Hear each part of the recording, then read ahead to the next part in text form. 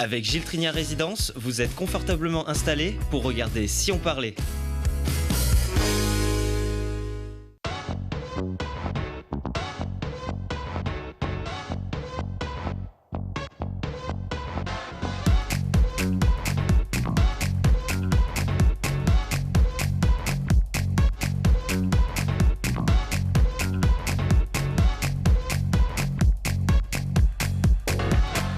Bonjour à tous, bienvenue dans Si on parlait, l'émission qui vous donne la parole chaque jour pour savoir ce qui se passe près de chez nous.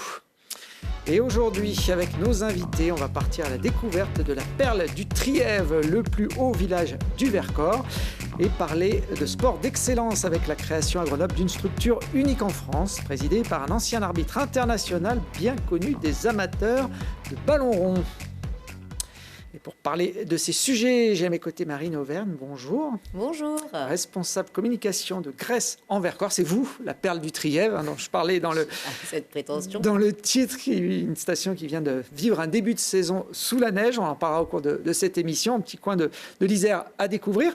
On a également sur ce plateau Tony Chaperon. Bonjour Tony. Bonjour Thibault. Bon, c'est vous que les amateurs de ballon rond connaissent bien, ancien arbitre international de football. À côté de vous, Philippe Giroux, bonjour. Bonjour Thibault.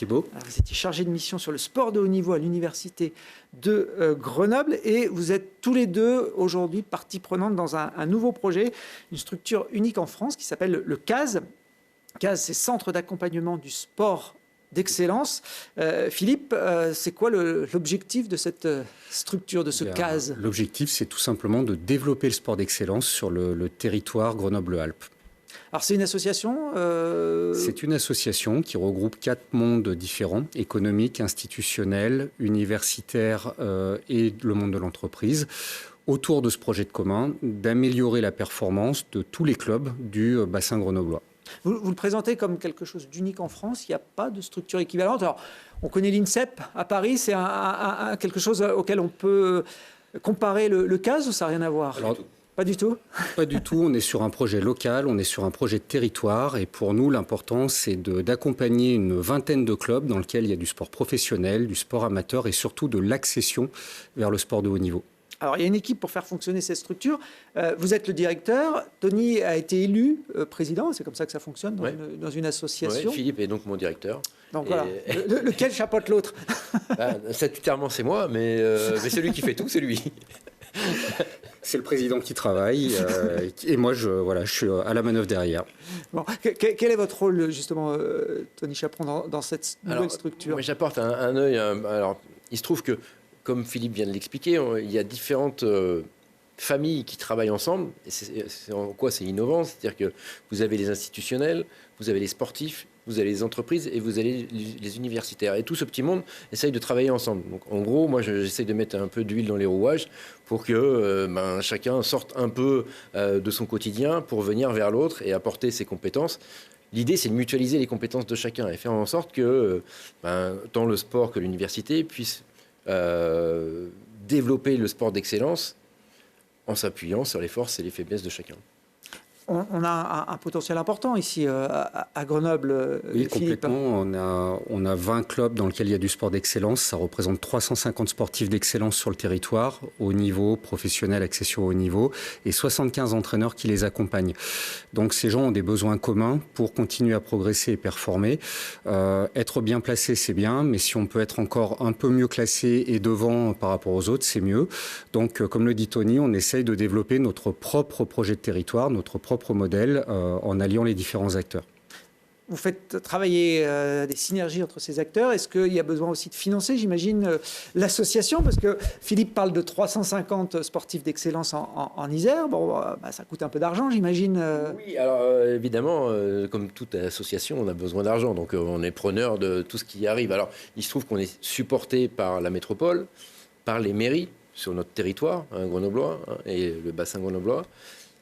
L'université nous soutient beaucoup et puis on est en quête de financement des entreprises, parce que rien ne se fait sans aussi le monde économique, parce qu'on les associe grandement au développement du sport sur le territoire. Donc c'est un projet de territoire, c'est un projet aussi, on va dire, sociétal, puisqu'on essaye de faire en sorte que le sport soit un attrait aussi du territoire. Donc si les entreprises viennent nous accompagner, elles servent aussi le territoire. Vous jouez un peu de votre notoriété pour aller taper aux portes des entreprises iséroises? Non. Non, parfois ça peut y aider. avoir des amateurs de foot. Hein, oui, il doit y en avoir, mais parfois quand on est arbitre, on n'a pas que des amis, donc ça peut être contre-productif. Donc on ne va pas jouer sur ce terrain. Cela étant, on a tout un tas de sportifs qui peuvent nous accompagner, puis on a Philippe, puis toute une équipe aussi qui travaille avec nous, qui nous aide à porter le projet auprès des entreprises et on cherche des partenaires, évidemment. Mais ce qu'il faut comprendre, c'est qu'on a une volonté de développement sur différents secteurs. À la fois l'accompagnement médical. Là où c'est intéressant, c'est qu'on essaye d'encadrer les sportifs tant sur l'aspect scolaire et universitaire. On pense aussi à la reconversion. Et moi, en tant qu'ancien sportif de haut niveau, je sais quelle est l'importance de la reconversion. On parle aussi de performance, de recherche et de performance. Et on accompagne aussi les entraîneurs dans leur recherche ou leur amélioration de leurs compétences sur différents secteurs. Alors justement, Philippe, Tony parle de l'accompagnement scolaire. Vous parliez de sportifs d'excellence. Il y a un statut de sportif de haut niveau à l'université, avec notamment des cours aménagés tout au long du cursus. Il y a une différence entre sportif d'excellence et sportif de haut niveau? Ce qui se fait à l'UGA ou ce qui se fait à GEM est englobé dans ce que le CAS encadre au niveau d'un suivi longitudinal de ces sportifs. Donc nous, on va les suivre depuis que le double projet prend naissance, généralement plutôt au niveau du lycée, jusqu'à, comme le disait Tony, l'insertion professionnelle. Donc les aménagements sont importants. Mais le projet d'orientation de ces jeunes et le projet d'insertion professionnelle sont très importants. Et c'est là où on va mettre en synergie les différents acteurs, sportifs, scolaires, universitaires, pour accompagner au mieux ces jeunes. Il y a plus de sportifs d'excellence que de sportifs de haut niveau au sein de... On n'a pas tout à fait les mêmes périmètres, parce que l'UGA attire au niveau national et au niveau international. Mais sur les 350 sportifs d'excellence du territoire, 200 sont étudiants à l'UGA et quelques dizaines sont étudiants à Grenoble École de Management. Une petite centaine sont aussi lycéens dans les 3 lycées du CAS, Vaucanson, Louise Michel et Marie Curie. Tony, est-ce qu'il y a des sports de prédilection ou c'est ouvert à toutes les disciplines? C'est tout sport.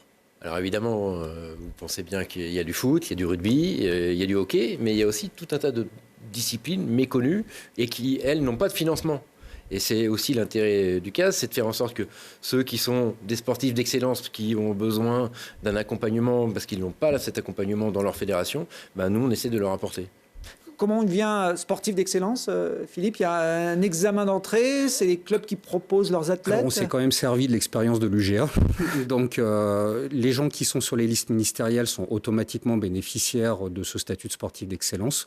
Et ceux qui satisfont à des critères qui sont communs à ceux de l'UGA et qui ont été adaptés dans le cadre des lycées, sportifs de bon niveau en accession vers le haut niveau, peuvent bénéficier de ces accompagnements. Comme le disait Tony, c'est très important. Vous êtes un jeune et vous faites du sabre à Mélan. Vous n'avez pas forcément l'accompagnement médical adéquat et complet. Vous êtes une jeune joueuse qui fait du handball au HBC 2E. Vous n'avez pas non plus un accompagnement médical complet.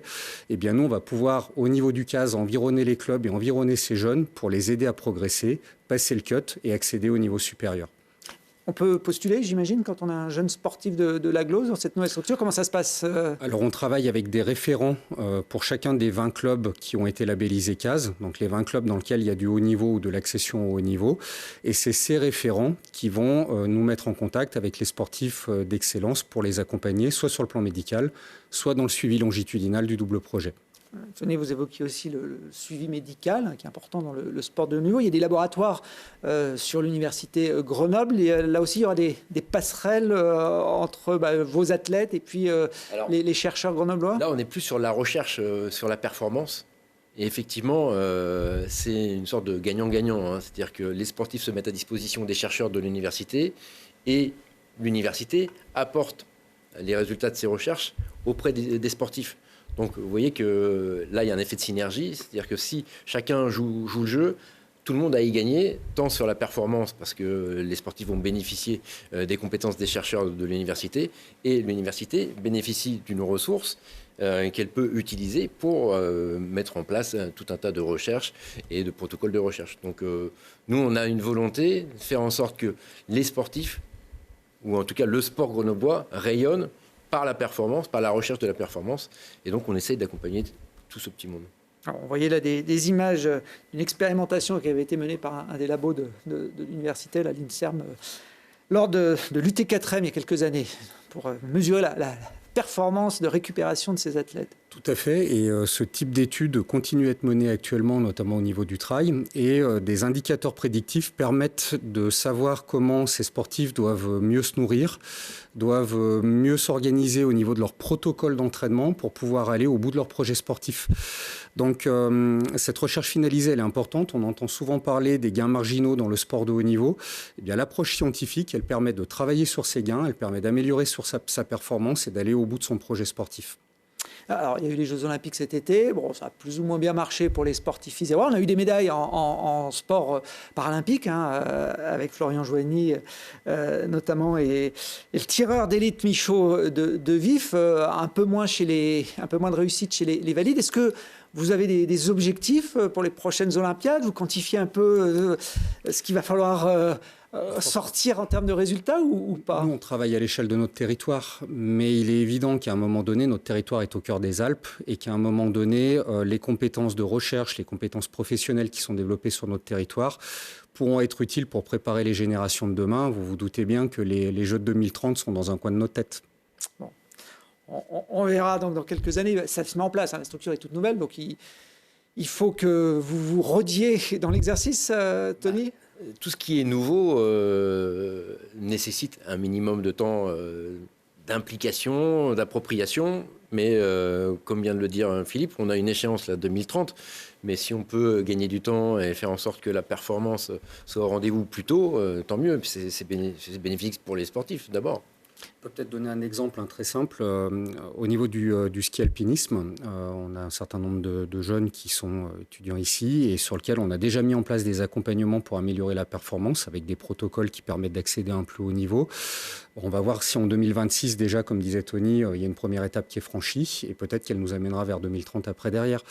L'idée, c'est de travailler sur un modèle de territoire qui nous est propre. Souvent, on dit que l'herbe est plus verte ailleurs. On a ici beaucoup d'acteurs qui sont prêts à accompagner les sportifs d'excellence. Profitons-en pour amener nos sportifs plus loin et rendre nos entraîneurs encore plus compétents. Bon, 2030, pour ceux qui n'auraient pas tilté, c'est l'année des Jeux Olympiques ici en France et dans les Alpes. Peut-être pas complètement en Isère, mais en tout cas sur le territoire alpin. Donc on espère que des sportifs qui seront passés par le CAS, notamment dans les sports d'hiver, puissent perfer au plus haut niveau. Tony le rappelait tout à l'heure, on peut être un sportif de haut niveau en étant arbitre de football ou autre. On a ce statut-là. Est-ce que des jeunes qui voudraient se diriger vers cette activité d'arbitre peuvent bénéficier d'une structure comme le CAS? Absolument. C'est l'une des nombreuses nouveautés qu'on peut mettre en place. C'est-à-dire que oui, les arbitres font partie intégrante du monde sportif et nous, on est plutôt en recherche d'arbitres qui sont en voie d'excellence. Donc s'il y en a qui nous écoutent, qui nous regardent, ils sont les bienvenus parce qu'on en cherche, parce qu'on ne peut pas négliger. On a parlé du sportif, on a parlé des entraîneurs, mais il y a un élément important dans tout sport, dans tous les sports que vous connaissez, il y a un arbitre. Eh bien, on a aussi besoin d'arbitres d'excellence et pour faire progresser le sport, les arbitres sont aussi importants. Donc, ils sont les bienvenus. La volonté d'être le plus inclusif possible. Vous avez évoqué Florian Joigny qui a été accompagné dans le cadre de son cursus et de son double cursus. On a une attention aussi sur les pratiques sportives féminines, évidemment, qui va être important, comme ça peut être le cas sur l'arbitrage, comme l'évoquait Tony. Bon, on a un arbitre d'excellence aujourd'hui en Isère, en Ligue 1, qui a pris un peu votre succession, qui s'appelle Hakim Belhadj. Qui officie dans les rencontres de plus haut niveau. Là, on voit quelques images de lui. Vous, Tony, vous avez raccroché le sifflet il y a quelques années déjà, 2018. Ouais. C'est pas mal de s'arrêter aussi, de vivre autre chose, de vivre de nouvelles expériences. Oui, j'ai raccroché. Vous avez arbitré combien de matchs professionnels? Vous les avez comptés dans votre carrière? Non. Je suis pas dans les records, dans les stats, mais un paquet. Bon, il y en a beaucoup. Moi, j'ai pas trouvé le chiffre. J'ai trouvé le chiffre. Je ne sais pas s'il est vérifié, mais vous me direz de vos cartons. Parce que vous aviez une réputation à les sortir de façon un petit peu, comment dire, fréquente. 757 jaunes, 65 rouges. Ça donne déjà l'ampleur de la carrière. C'est sûr que si vous avez fait 12 matchs, ça fait beaucoup. Oui. Si vous avez fait 400, vous faites un ratio, ça fait beaucoup moins. Mais alors ça, vous voyez qu'il faut tordre le cou aux statistiques. C'est-à-dire que j'étais l'un des arbitres qui en mettait les moins. Vous voyez, donc... effectivement, en données brutes, ça faisait beaucoup. Mais comme on a arbitré beaucoup de matchs, ça faisait beaucoup moins finalement. Et sur les dernières saisons, j'étais l'arbitre qui en mettait le moins en Ligue 1. Vous voyez comme quoi les journalistes ont parfois... ils exagèrent. Ouais, beaucoup. Et alors, j'ai oublié de vous dire, parce que je travaille aussi comme consultant pour Canal+, donc je ne fais pas rien du tout. J'allais vous demander ce que vous deveniez, mais je connaissais la réponse. Donc oui, je suis toutes les semaines dans les émissions de Canal+, que ce soit Jour de foot ou le Late Football Club. Voilà, vous êtes passé de l'autre côté, vous analysez aussi ce que peuvent faire vos anciens collègues. Votre dernier carton rouge officiel, en tout cas, alors c'est peut-être le plus marquant de votre carrière. Je me le suis mis à moi-même, en quelque sorte. C'est comme ça, on termine sa vie d'arbitre sur une connerie. Voilà, on va l'appeler comme ça. Une fraction de seconde qui change votre existence. Vous avez arbitré pendant 15 ans au plus haut niveau et en 2 secondes, votre vie s'effondre. C'était le 14 janvier 2018 au stade de la Beaujoire. C'est presque un anniversaire. Gros match, ouais. Gros match de foot. Qu'est-ce qui s'est passé ce jour-là, Tony, dans votre tête? Là, vous expulsez un joueur nantais qui vous a fait tomber, mais... C'est-à-dire que moi, je pense qu'il me bouscule. Enfin, j'ai l'impression, en tout cas, j'ai le ressenti sur le moment, qu'il me bouscule et il me fait tomber. Donc, dans un réflexe stupide mais humain, je tente de me venger, donc je lui fais un croche-pied, donc j'ai raté d'ailleurs. Mais j'étais tellement convaincu qu'il l'avait fait exprès que quand je me suis relevé, j'étais exclu. Et ce qu'on appelle un manque de lucidité. C'est-à-dire qu'on est à la 92e minute, vous courez après Kylian Mbappé, et puis vous êtes fatigué, et puis vous n'êtes pas lucide. Et c'était la fin de ma carrière. Voilà. Lucidité de reconnaître en tout cas cette erreur de fin de parcours. Il y a la vidéo aujourd'hui, à l'époque aussi. C'est un outil très difficile pour les arbitres parce que la moindre petite erreur, finalement, tout le monde la voit après coup. Vous le dites, vous, dans le vif de l'action, vous voyez les choses différemment, mais une fois que la vidéo est là, on ne peut plus interpréter. Alors ce jour-là, il n'y en a pas la vidéo. Il n'y a pas la vidéo. Non, elle n'est pas encore un... Alors il y a des images télé par contre. Oui, par contre, oui, il y a beaucoup d'images. Oui. Malheureusement, j'aurais bien aimé qu'elle ne soit pas diffusée. mais il se trouve que oui, il y a la vidéo. Et la tâche de l'arbitre est d'autant plus compliquée aujourd'hui, je crois, qu'on attend que ce soit parfait tout le temps. Mais je pense qu'il y a un problème sur ce qu'on a vendu autour de la vidéo. On a vendu la résolution de tous les problèmes d'arbitrage. Or, on s'aperçoit que ça ne peut pas être le cas parce que le football est un sport d'interprétation. Vous auriez aimé avoir la VAR, la vidéo, à l'époque où vous étiez arbitre, non? Non, pas du tout. Non, sans filet. Très bien. C'est plus marrant. Ça vous manque aujourd'hui l'arbitrage? Là, c'était des images de votre dernier match officiel, professionnel. Non, je ne vais pas vivre dans le passé. Non, non.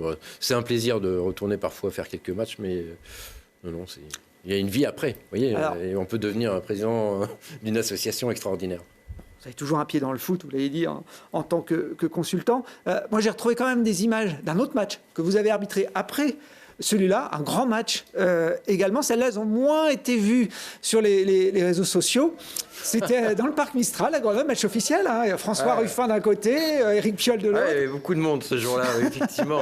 Le talent n'était pas forcément au rendez-vous, mais c'était plutôt joyeux. Techniquement, on n'était pas encore au point. Encore que le maire se débrouille pas trop mal. Il s'en sort bien sur cette petite phase de jeu. Oui, c'était une autre époque. Là, c'était pas très officiel. Il y avait Audrey Pulvar aussi, Clémentine Autain. C'était dans le cadre, je crois, de la campagne des municipales de 2020. C'est fort possible. Je ne sais pas si ces gens continuent à se parler. Vous avez raison, c'est une bonne... Peut-être pas tous. Pas tous. Le vestiaire vivait bien à l'époque, mais beaucoup moins bien aujourd'hui. Comme dans le foot, il y a pu y avoir quelques tensions. Vous pourriez faire de la politique, Tony? On vous a déjà sollicité pour vous impliquer? C'est un petit peu, je réponds à ta place, c'est un peu ce qu'on lui reproche, parce qu'en fait, nous, on est très content d'avoir Tony comme président. Il connaît le sport de haut niveau, il connaît le monde de l'entreprise, il connaît les études, parce qu'il a fait quand même une thèse dans notre université. Alors, il lui manque plus que la politique derrière. Comme ça, il aurait les 4. En tout cas, nous, on est ravis d'avoir ses compétences dans le cadre du CAS pour porter le projet. Je reviendrai quand je serai candidat à la mairie. Bon, c'est bientôt, hein, c'est l'année prochaine, les élections 2026, donc en même temps que les Jeux Olympiques en Italie. Bon, et puis un dernier petit clin d'œil sur votre parcours. Vous l'avez dit, vous êtes maintenant consultant sur Canal. Vous avez également réalisé parfois des documentaires comme celui-là sur les hommes en noir, ce qui se passait dans la tête des hommes en noir. Ça avait été sur Canal+ en 2022. Ça, c'est une expérience un peu différente aussi. Oui, c'était une expérience très chouette. Je suis allé un peu sur différents continents, rencontrer des arbitres de différents sports, que ce soit du rugby, du basket, du foot, bien sûr, du tennis. Et je me suis aperçu que sur tous les continents, on avait les mêmes problématiques. Vous voyez que c'est pas, on pense qu'en France, culturellement, on a du mal avec l'autorité, mais c'est un peu partout. Et donc c'était une expérience géniale. Il y en a d'autres en cours, d'autres projets.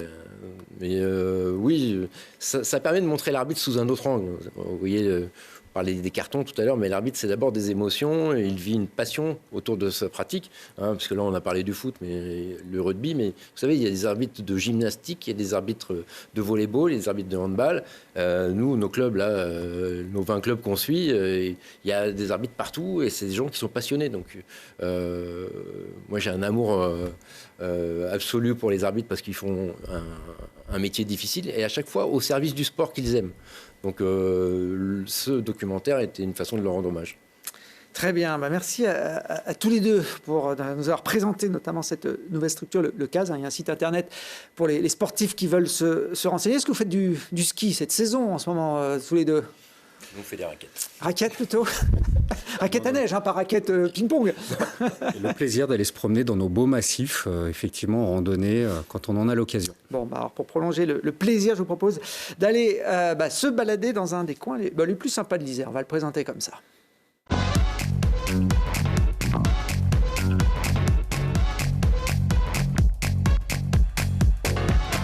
Ce coin, c'est Gresse-en-Vercors. On a le plaisir d'avoir Marine Auvergne, qui est la responsable communication de Gresse, qui fait partie de ces stations de moyenne montagne qui se battent pour maintenir une activité touristique l'hiver.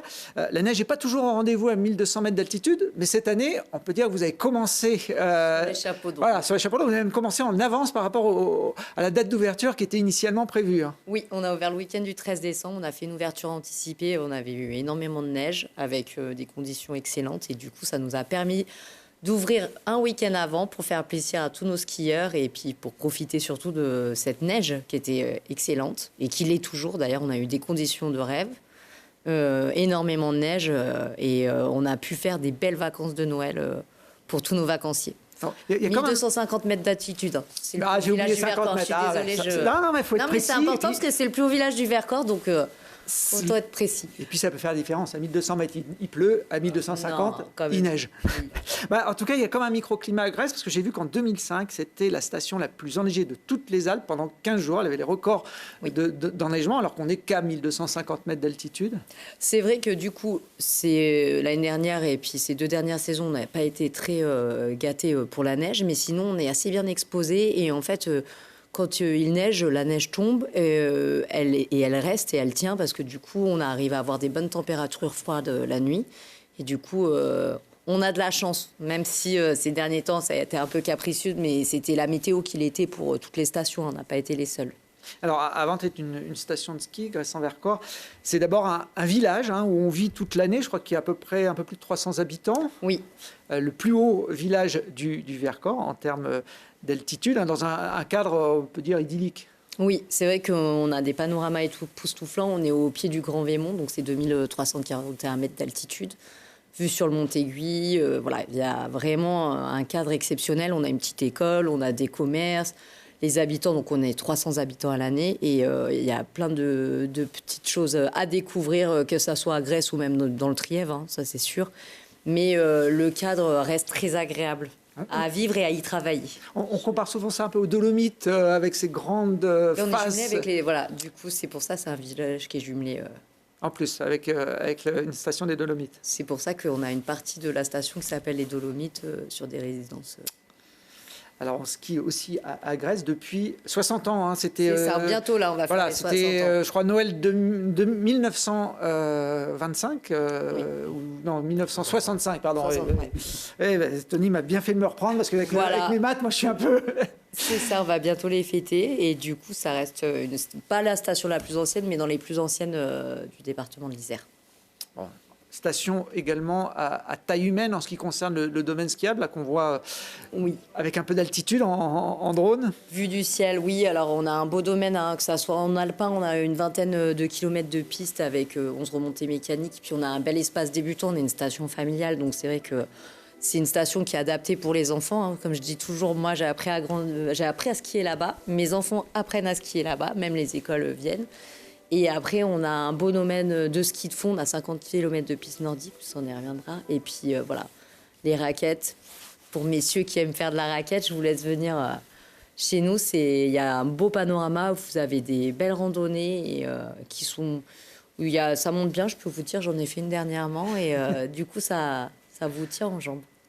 Station familiale, ouverte à tous, effectivement axée sur les familles, avec également un accès en termes de prix qui est pas négligeable. Aujourd'hui, il y a des stations où les prix des forfaits ont dépassé les 60 voire 70 €. On est dans les stations les plus accessibles, donc c'est vrai qu'en ce moment, là, jusqu'au 31 janvier, on vend des cartes 5 forfaits qui sont non nominatives, qui sont utilisables comme vous le souhaitez. Donc jusqu'au 31 janvier, c'est 99 € la carte 5 forfaits journée. Donc ça fait un forfait journée à 19,80 €.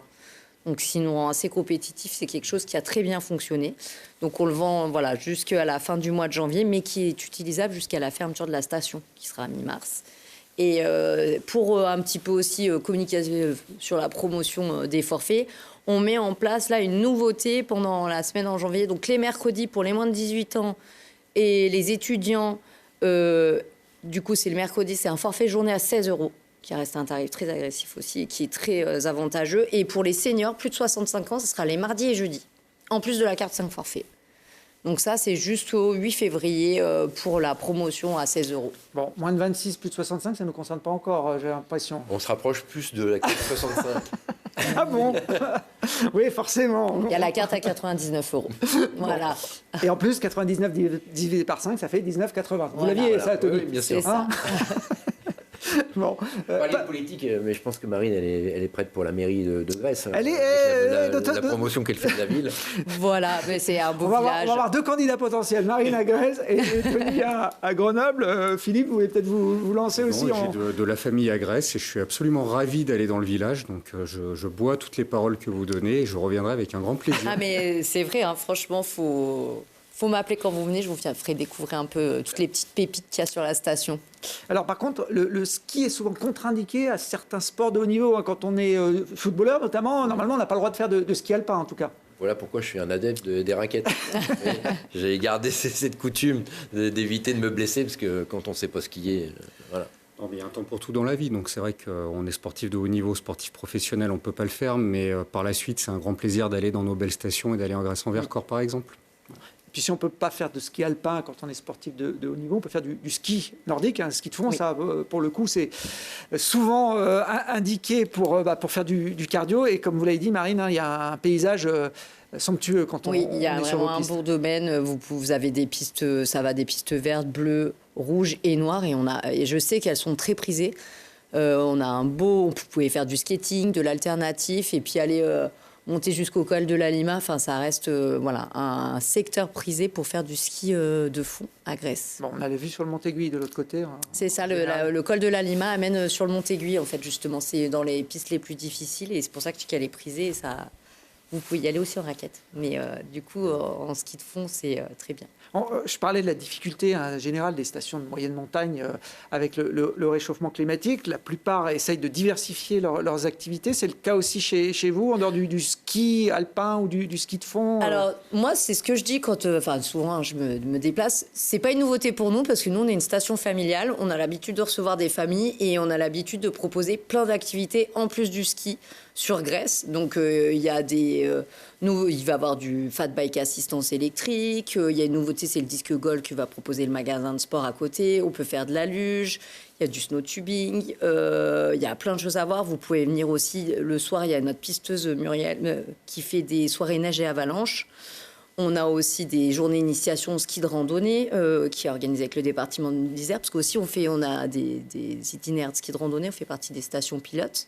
Et en plus de ça, on a un livret d'accueil qui est sur le site de Grèce, et vous avez toutes les activités qui sont proposées. Il y a des animations qui sont payantes, d'autres qui sont gratuites, les danses au flambeau, des constructions d'igloo, enfin voilà, vraiment...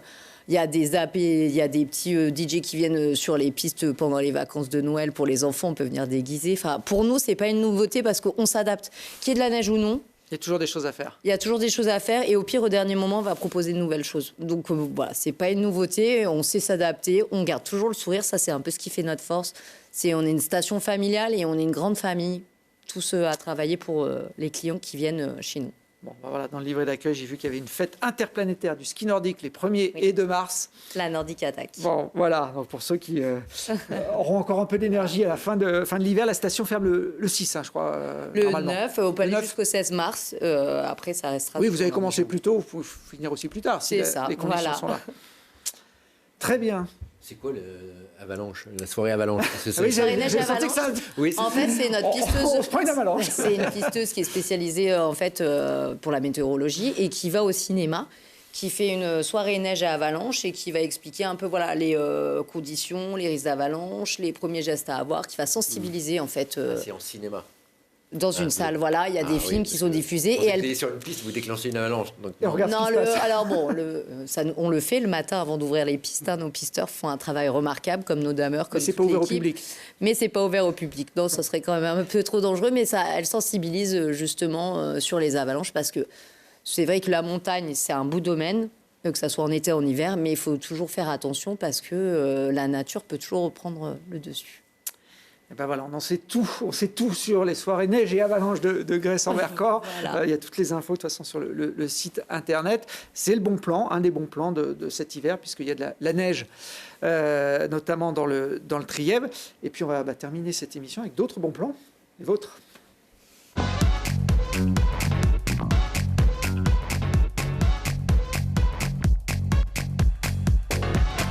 Eh ouais, c'est la coutume dans Si on parlait de finir avec un petit tour de table pour demander à nos invités une idée de sortir, un bon plan. Tony, on était dans le Vercors avec Marine. Vous nous emmenez dans le massif voisin, ami, la Chartreuse. Si j'avais su que Marine était là, j'aurais dit le Vercors, j'adore. Bon, comme j'habite dans la Chartreuse, j'ai choisi la Chartreuse. Oui, alors il se trouve que cet été, j'ai fait la traversée de la Chartreuse avec ma femme. On l'a traversée à pied. Et j'ai trouvé ça fantastique. Donc, d'autres conditions, mais c'est un endroit magnifique, calme. Pas beaucoup de monde. Alors, il se trouve que j'y suis allé dans une période où il y avait des orages, donc c'est vrai qu'il n'y a pas beaucoup de randonneurs. Ça aide. Mais sinon, c'est vraiment un coin assez extraordinaire. En fait, très boisé. Donc, c'est le massif le plus boisé du coin. Donc, j'aime beaucoup cet endroit, très calme. On le voit là sur ces images. J'ai regardé la traversée de la Chartreuse intégrale. Alors, je ne sais pas si c'était votre cas. 90 km, 5000 mètres de dénivelé.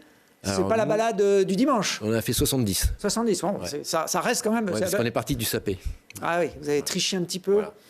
70 jusqu'à Chambéry, donc jusqu'à Ouais. la Savoie. On fait pas ça dans la journée. Non, 3 jours là. 3 jours. Ouais, mais quand on même. avait beaucoup marché. Ouais. Ouais, parce que c'est 5, on va dire, le tarif officiel. Ouais, mais, on a mal calculé notre coût. J'ai dit à ma femme que j'étais très fatigué au bout de 2 jours. Et oui, en fait, on s'est un peu enflammé. C'est-à-dire que sur la distance, on n'était pas raccord. Bon, bel exploit. En quand tout même cas, c'est extraordinaire. de traverser effectivement le massif de la Chartreuse. Il y a une traversée du Vercors qui existe aussi, évidemment. D'ailleurs, Philippe, votre coup de cœur, votre bon plan, c'est sur les contreforts du Vercors. Voilà, je ne savais pas, mais je suis resté dans le Vous massif. êtes raccord. Voilà, je suis raccord avec le Vercors. Alors, plus simple, les bois de Vouillant. C'est vrai que cette alternance, être en ville à Grenoble et pouvoir sortir et très rapidement être dans les bois et prendre cette bouffée d'oxygène, se reconnecter et puis avoir une autre vue sur la ville sur le week-end, c'est très ressourçant. C'est une sortie en famille qui est très agréable. Donc voilà, une autre occasion de parcourir le Vercors un peu plus près de chez nous, le week-end en famille. Ah, les bois des Vouillons, on peut y aller à pied depuis depuis l'agglo et effectivement, on se sent ailleurs alors qu'on est aux portes de la ville. Exactement. Et c'est ce plaisir d'être à Grenoble, aux portes de la nature. Bon, dernier bon plan, Marine. Alors, on a parlé du Vercors, on a parlé de la Chartreuse. On va finir avec Beldon. Voilà, c'est ça. Alors bon, je reste toujours en station, mais je parle de Champs-Rousse. C'est du coup la boîte à ski Horizon Montagne qui a ouvert son magasin qui s'appelle la Cave à Ski, mais c'est pas qu'un magasin de location. Et du coup, comme je suis une mère de famille, c'est pour ça que je partage ce bon plan. Vous pouvez louer du matériel et il y a un bar aussi et une salle de jeu pour les enfants. Donc c'est un petit espace qui est sympa. Ça a été ouvert cette année. Et c'est vraiment très beau, c'est sympa, il y a plein de belles choses à faire et les enfants peuvent jouer pendant que les parents boivent un verre et aussi louer du matériel. Donc du coup, tout sur place. Bon. C'est les enfants qui vous ramènent chez vous après. Oui, ceux qui ramènent en voiture. Oui, voilà, ou sinon vous pouvez prendre des logements. Peut-être, ça fait même hébergement. Hein. Voilà. Bon, en tout cas, un concept un peu nouveau. Et, très original. Et original. Ouais. À Champs-Rousse. Puis ça montre que les stations iséroises jouent la carte commune. Hein, on ne se fait pas la concurrence. Une grande famille. C'est ça. Non, on passe beaucoup de temps ensemble. On se taquine et on aime bien. On est tous, on œuvre tous pour la même chose. Hein, les stations de l'Isère, on œuvre, on s'entend tous très bien. Bon, salut Christopher Hardy, qui est le directeur de l'Office du tourisme de Champs-Rousse, qui a grandi à Autran. Donc voilà, lui aussi a fait la passerelle entre les deux massifs. Merci à tous les trois d'être venus relancer la saison 2025 de Si on parlait. Bonne chance dans vos conquêtes financières et sportives pour développer le CAS. Et puis encore une belle saison à vivre à Grèce. Et à découvrir pour ceux qui n'ont pas l'habitude de revenir sur notre station, les Grenoblois. Mais je suis sûr que là, le message est passé. Vous allez avoir du monde dans les prochaines semaines. Merci. Merci à tous. Et puis vous pouvez revoir toutes nos émissions, même celles des années passées, en ligne sur telegrenable.net. Si vous êtes habile, vous pouvez remonter en 2017. On avait eu Tony Chaperon sur ce plateau. Alors, il était un tout petit peu plus jeune à l'époque. Voilà, l'occasion de le revoir dans d'autres circonstances.